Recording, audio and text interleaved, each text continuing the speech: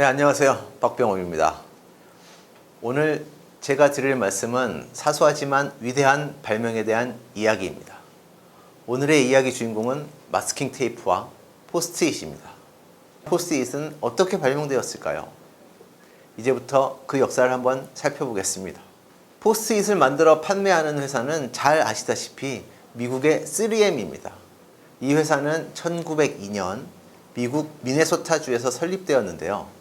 처음부터 3M이라는 이름을 가지고 있지는 않았습니다. 설립 당시에는 미네소타 마이닝 앤 매뉴팩처링이라는 긴 이름을 가지고 있었습니다. 이름에서 알 수 있듯이 뭔가 광업과 관련한 회사임을 눈치채실 수 있을 것입니다. 미네소타 마이닝 앤 매뉴팩처링은 당시 다이아몬드를 대체할 수 있는 강옥이라는 광물을 채굴해서 판매하고자 한 회사였거든요. 다이아몬드가 비싼 연마제이기 때문에 비교적 값이 싼 강옥을 연마제의 재료로 사용하고자 한 것이었습니다. 이를 위해서 이 회사는 1905년 연마제 공장을 설립했고요. 1914년에는 최초의 연마제인 3마이트를 판매하기 시작했습니다. 또 기존의 샌드페이퍼가 물기가 많은 장소에서는 연마제와 뒷면의 종이가 서로 분리되는 그런 단점을 갖고 있었는데, 이 단점을 극복해서 방수 기능이 강화된 wet or dry 방수 샌드페이퍼를 개발해서 1921년 특허 출원을 하기도 합니다. 이어 1925년에는 마스킹 테이프를 개발하여 사업화했는데요. 이 얘기는 뒤에서 좀 더 자세히 볼 것입니다. 지속적으로 연구 개발을 해온 3M은 1930년에는 투명한 스카치 셀로판 테이프를 개발해서 런칭했고요. 이것이 우리가 흔히 스카치 테이프라고 부를 정도로 유명한 대표적인 3M의 테이프라고 할 수 있겠습니다. 3M은 우리가 흔히 보는 교통 표지판 등에 사용되는 스카치 라이트 반사 시트를 1938년에 출시했고요.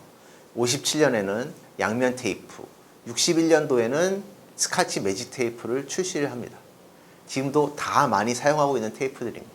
초기에는 연마제를 시트에 붙이기 위해 강력한 접착제를 개발하고 이를 기반으로 각종 테이프들을 개발한 것이죠. 공통적으로 접착제를 사용한다는 공통점이 있겠습니다. 그럼 우리가 앞서 본 포스트잇은 언제 개발되었을까요? 포스트잇에 사용되는 접착제는 3M의 한 직원이었던 스펜서 실버 박사에 의해서 1968년도에 개발되었습니다. 이것이 1970년도에 특허 출원을 하게 되고요. 실제 포스트잇 제품으로 제품화해서 시장에 나온 것은 1974년 아서 프라이라는 3M의 직원에 의한 것이었습니다. 이에 대해서도 뒤에 좀 더 자세히 살펴보도록 하겠습니다. 3M의 포스트잇 상품이 출시된 것은 1980년에 이르러서였는데, 이것은 1968년 스펜서 박사에 의해 접착제가 개발된 때로부터 무려 12년의 시간이 지났습니다. 아서 프라이의 최초 포스트잇 개발로부터도 6년이 지난 후였습니다.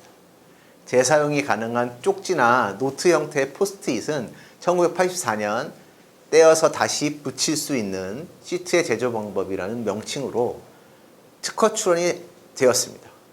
앞서 이야기한 3M의 최초 접착제 특허는 당시 미국 특허 제도에 따라 1987년 권리의 유효기간이 만료되었고 소멸되었습니다. 또한 3M은 포스트잇에 사용된 우리가 흔히 보는 노란색, 그런 포스트잇을 많이 볼 수 있는데, 이 노란색을 카나리 옐로우라는 명칭의 색채 상표로 1996년 등록받기도 했습니다. 이 사진은 3M의 본사 건물입니다. 3M의 홈페이지에서 가져온 것인데 무려 12만 건 이상의 특허를 보유하고 있다고 되어 있습니다. 3M의 매출액은 연 321억 달러, 우리 돈으로 따지면 35조 원 이상의 매출액이니 엄청나게 큰 회사라고 볼 수 있겠습니다. 게다가 5만 5천 개 이상의 제품군을 생산하고 있고요. 그 다음에 전 세계 50개국 이상의 연구소를 가지고 있고, 이런 다국적 기업이라고 볼 수 있고요. 게다가 연구개발비도 연 2조 원 이상을 쓰고 있습니다. 3M이 만드는 다양한 제품들을 이것에서 볼 수 있겠습니다. 이제 아까 봤던 스카치 마스킹 테이프에 대한 이야기를 좀 더 자세히 해보겠습니다. 왼쪽의 사진을 보시면 자동차가 있습니다. 자동차의 차체를 보시면 위쪽은 흰색이고 바퀴가 있는 아래쪽은 검은색이죠. 이처럼 1920년대 미국의 자동차는 두 가지 색깔을 가지는 투톤의 자동차가 유행을 했습니다.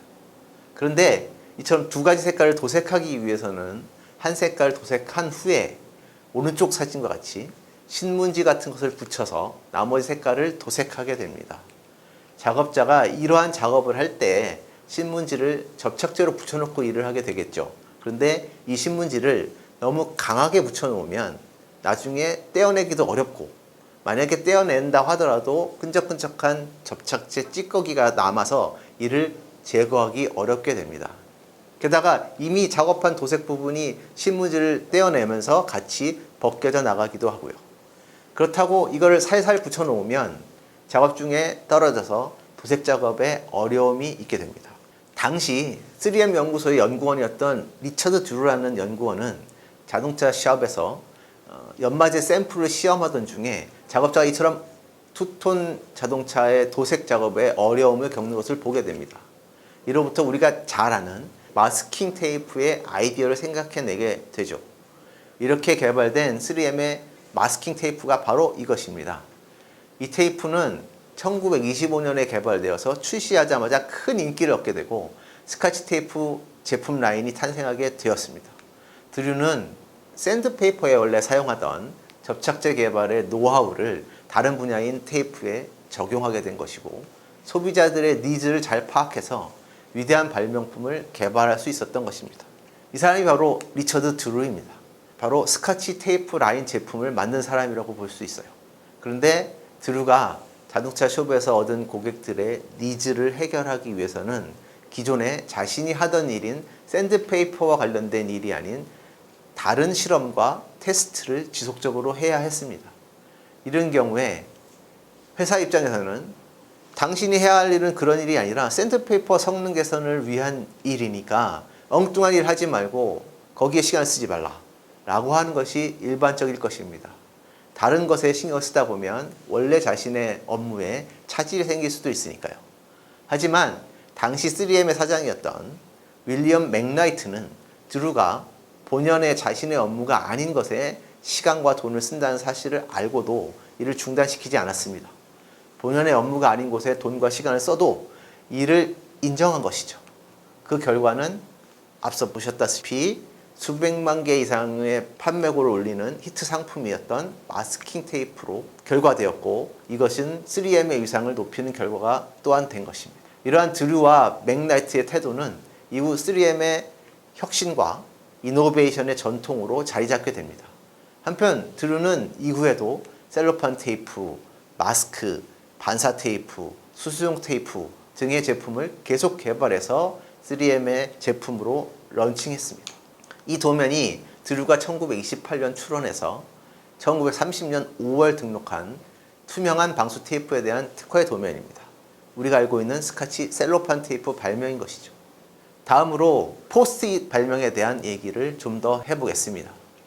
포스트잇 발명에 있어서 가장 핵심적인 역할을 한 사람이 이 두 사람입니다. 오른쪽이 앞서 본 특허의 발명자인 스펜서 실버이고, 왼쪽 분이 아서 프라이입니다. 포스트잇에 사용된 접착제는 쉽게 떼어내고 다시 붙일 수 있는 특징이 있습니다.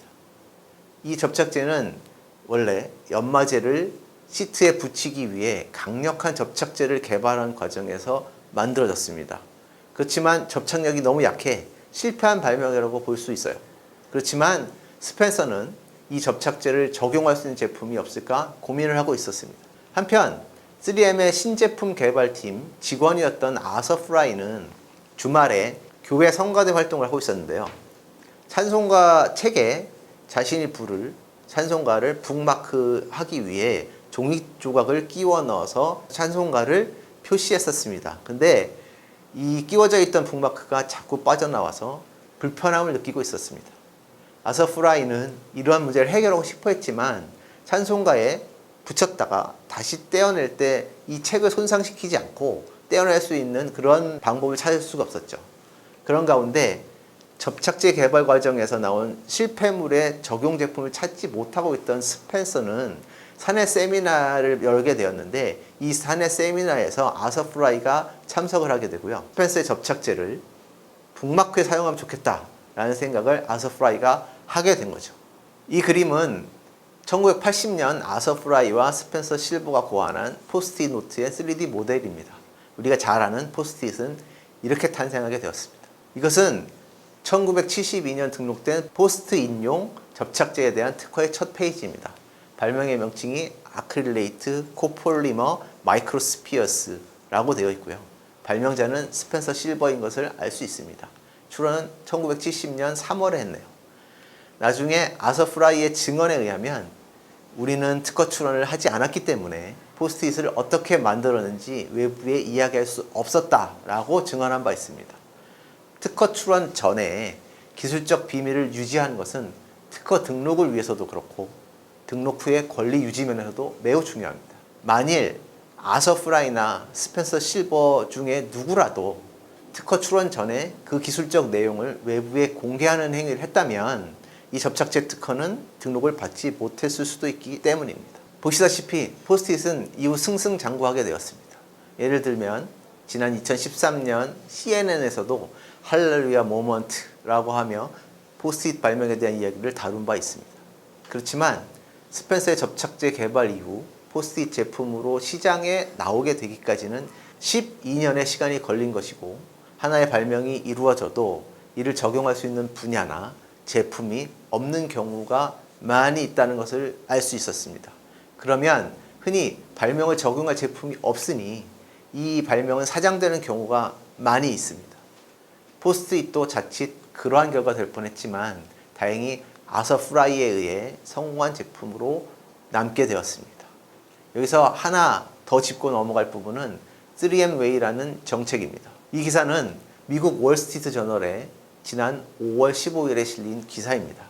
3M이 스타트업에 가르쳐 줄 것이 많다라고 하는 내용이 있고요. 그 다음에 3M의 15% 룰에 대한 내용을 다루었습니다. 3M 웨이라고도 불리는 이 정책은 전 종업원들에게 자신이 선택한 프로젝트의 15%의 시간을 자유롭게 사용할 수 있게 한 정책입니다. 이 정책은 앞서 본 드류의 마스킹 테이프 개발에서 얻은 교훈을 정책으로 정착시킨 것이라고 볼 수 있습니다. 혁신의 등대라 불리는 스타트업들에게 오래된 기업인 3M의 15% 룰이 신선하다는 것이니까 대단히 성공적인 정책이라고 평가된다는 것을 알 수 있겠습니다. 이제 정리를 해볼까요? 포스트잇의 역사는 이와 같은 과정을 거쳐 오늘날에 이르렀음을 살펴봤습니다. 이 과정에서 실패한 발명이 어떻게 유용하고 위대한 발명으로 바뀔 수 있는지를 봤고요.